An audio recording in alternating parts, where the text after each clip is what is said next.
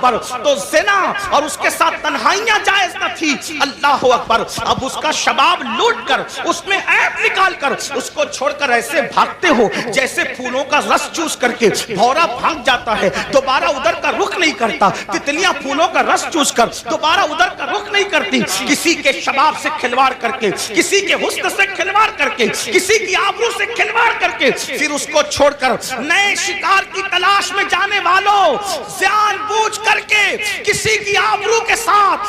سودا کرنے والوں، سنو اللہ کے حبیب علیہ السلام ارشاد فرماتے ہیں، فقی ابو اللہ سمرقندی اپنی کتاب میں لکھتے ہیں کہ اگر کسی نے کسی چڑیا سے بھی کھیل کر اس کی زندگی کو ختم کیا ہوگا، کسی نے کسی چڑیا کی زندگی سے کھیلا ہوگا، نہ کھانے کی حاجت تھی، نہ شرعی کوئی معاملہ تھا، صرف اپنے نفس کے لیے چڑیا سے کھیلا اور اس کو مار ڈالا، کھیلتے کھیلتے اس کی زندگی کو ختم کر دیا، آقا فرماتے ہیں وہ مری ہوئی چڑیا جس کی زندگی سے تم نے کھلواڑ کیا تھا، جب قیامت کا دن ہوگا تو اللہ کی عدالت میں فریاد کرے گی، مولا آج عدل کا دن ہے، آج انصاف کا دن ہے، مولا مجھے عدل چاہیے، اس شخص نے میری زندگی سے کھلواڑ کیا تھا۔ آقا فرماتے ہیں اس ننھی سی چڑیا کی شکایت بجلی کی گھن گرج کی طرح ہوگی، جیسے بجلی کڑکتی ہے ویسے ننھی سی چڑیا کی آواز میں گھن گرج ہوگی، اور جس کی شکایت چڑیا کر رہی ہوگی اس کا حال یہ ہوگا، وہ پہاڑوں جیسی نیکیاں لے کر آئے گا، اللہ ارشاد فرمائے گا آج عدل کا دن ہے، آج انصاف کا دن ہے، اور پھر میرا اللہ فرمائے گا جس نے چڑیا کی زندگی سے کھلواڑ کیا آج اس کی نیکیاں نہیں دیکھی جائے گی، اس کو منہ سیدھتے ہوئے جہنم میں ڈال دیا جائے۔ آپ سے پوچھنا چاہتا ہوں، نفس کے پجاریوں سے پوچھنا چاہتا ہوں، نفسانی خواہشات میں ڈوبے ہوئے انسانوں سے پوچھنا چاہتا ہوں، اگر کسی چھٹاک بھر کی چڑیا کی زندگی سے کھیلا ہوگا تو پہاڑوں جیسی نیکیاں رد ہو جائے گی اور انسان جہنم کا ایندھن بنے گا۔ جس نے لڑکیوں کی زندگی سے کھیلا ہوگا، آبرو سے کھیلا ہوگا، اس کا انجام کیا ہوگا؟ اللہ کے بندو، یہ دنیا ہی سب کچھ نہیں ہے، یہ دنیا کی رنگریزیاں ہی سب کچھ نہیں ہے، یہ دنیا کے مزے اور مستی سب کچھ نہیں ہے، یہ دنیا کا عیش و آرام سب کچھ نہیں ہے۔ اصف لا یتکلمون الا من اذن، اس دن جبریل امین اور سارے فرشتے اللہ کی ہیبت سے کانپتے ہوں گے، کسی میں کلام کرنے کی جرات نہیں ہوگی۔ اس دن اپنا کیا ہوگا؟ جس دن انبیاء کی زبان پہ نفسی نفسی ہوگا، اس دن اپنا۔ لوگ لڑکیوں کی زندگی سے تو کھیلتے ہیں، خود کی بیوی کا اگر سالن میں نمک زیادہ ہو جائے تو طلاق دے دے، مارے پیٹے۔ یاد رکھنا، اچھی طرح یاد رکھنا، یہ دنیا ہے، یہاں عیش کرنے، آرام کرنے، ظلم کرنے نہیں بھیجا۔ قرآن کہتا ہے الذی خلق الموت والحیات لیبلوکم ایکم احسن عملا، کہ اللہ نے زندگی اور موت کو اس لیے پیدا کیا کہ اللہ تمہیں آزمائے کون تھوڑی سی زندگی کو پا کر اچھا عمل کرتا ہے۔ اس کے بعد اب یہ آخری بات کروں گا، اس کے بعد بات پوری کر لیں گے، اس لیے کہ وہ 12 لوگوں کا ذکر کرنے جائیں گے تو شاید رات کے 3 بجیں گے، اور میری عادت ہے اس سے پہلے کہ لوگ ذکر الہی سے اکتا جائیں،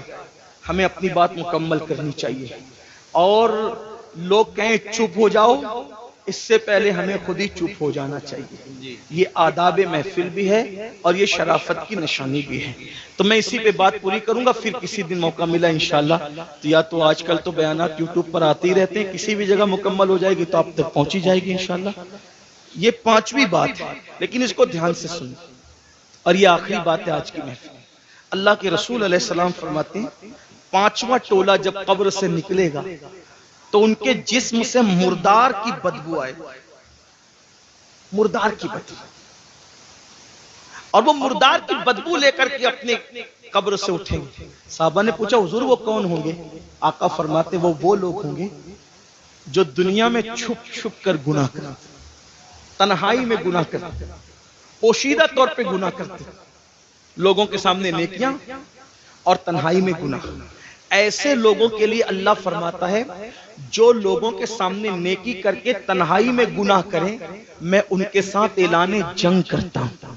اور دوسری حدیث میں آتا ہے کہ ہباء منصورہ کی تفسیر کرتے ہوئے اللہ کے رسول نے خود فرمایا، آقا فرماتے ہیں صحابہ نے پوچھا حضور یہ ہباء منصورہ کا مطلب کیا ہے کہ اللہ ان کی نیکیوں کو ذرے کی طرح بکھیر دے گا؟ تو آقا فرماتے ہیں جو تنہائیوں میں گناہ کرتے تھے اللہ ان کی نیکیوں کو ایسے بکھیر دے گا جیسے روزون کے ذرات ہوتے ہیں جو صرف دھوپ میں نظر آتے ہیں، اتنے باریک کر دے گا اللہ، یعنی اتنی بے وقت ہو جائے گی ان کی نیکیاں کہ اللہ تعالیٰ ان کے ذرے ذرے کر دے گا، ان کی نیکی کوئی کام کی نہیں ہوگی، اور اللہ پاک ان کی نیکیوں کو رد فرمائے گا۔ وَالْعَاقِبَةُ لِلْمُتَّقِينَ، آخرت تو متقیوں کے لیے ہے۔ اس سلسلے میں حضرت زید ایک بات بیان کرتے ہیں، فرماتے ہیں میں قبرستان گیا، جب قبرستان پہنچا تو ایک درخت کو ٹیک لگا کر میں بیٹھ گیا، اس لیے کہ میں چاہتا تھا کہ قبروں کو دیکھ کر کے عبرت حاصل کروں۔ ایسے میں ٹیک لگا کے بیٹھ گیا تو میں نے کیا دیکھا، میری آنکھ لگی، آنکھ لگی تو دل کی آنکھیں بیدار ہوئی، میں نے خواب دیکھا کہ لوگ اپنی اپنی قبروں سے اٹھ رہے ہیں، کسی کے اگر آپ کے گھر میں بھی ریگولر میڈیسنز آتی ہیں تو یہ ویڈیو ایک سیکنڈ کے لیے بھی اسکپ مت کریں۔ مجھے آج ہی دوائیوں کے دام کے کالے سچ کے بارے میں پتا پڑا ہے۔ اگزامپل لیتے ہیں، اجلے لباس ہے، کسی کے میلے لباس ہے، کوئی کیسا ہے کوئی کیسا ہے، لیکن ایک شخص کو میں نے دیکھا جب وہ اس کی قبر سے اٹھا، اس کی قبر سے تو ایک آسمان سے آگ کی چین زنجیر آئی اور اس کے حلق میں ڈالی گئی، اور وہ اس کے حلق سے گزرتے ہوئے پیٹ اور پیٹ کے بعد پھر نیچے کے مقام سے وہ زنجیر نکل گئی، اور وہ چیخ رہا تھا، چلا رہا تھا، اور چیختے چلاتے کہتا تھا مجھ پر یہ کیا عذاب ہو رہا ہے؟ کیا میں نماز نہیں پڑھتا تھا؟ کیا میں روزہ نہیں رکھتا تھا؟ کیا میں رمضان شریف کے روزے نہیں رکھتا تھا؟ کیا میں نے حج نہیں کیا تھا؟ کیا میں نے عمرے نہیں کیے تھے؟ کیا میں نے صدقہ نہیں دیا تھا؟ کیا میں نے زکات نہیں دی تھی؟ کیا میں فلاں نیک کام نہیں کرتا تھا؟ غرض کہ وہ اپنی ساری نیکیوں کو گنائے گا گنائے گا گنائے گا، اس کا مطلب وہ گنہگار نہیں تھا، وہ نیکوکار تھا، اس لیے وہ وہاں بھی نیکیوں کو گنائے گا۔ حضرت زید کہتے ہیں جب وہ اپنی نیکیوں کو گنا رہا تھا تو غیب سے آواز آئی بندے تو ساری نیکیاں کرتا تھا، لیکن جب تو اکیلے میں اور تنہائی میں ہوتا تھا تب تو گناہ کرتا تھا، اللہ سے نہیں ڈرتا تھا، تو جس نے تنہائی کے اندر گناہ کیا اللہ نے اس کی نیکیوں کو ضائع کر دیا۔ آپ سے پوچھتا ہوں اللہ کے بندو، نرم نرم گدوں پہ لیٹ کر رات کی تنہائیوں میں چار دیواری میں کیا دیکھتے ہو؟ کون کیا دیکھتا ہے مجھے نہیں پتا، لیکن اپنے آپ میں ڈوب کر کے سوچو، وہ گندی فلمیں، وہ گندے مناظر، وہ گندی تصویریں رند کی رند رہے، ہاتھ سے جنت نہ گئی۔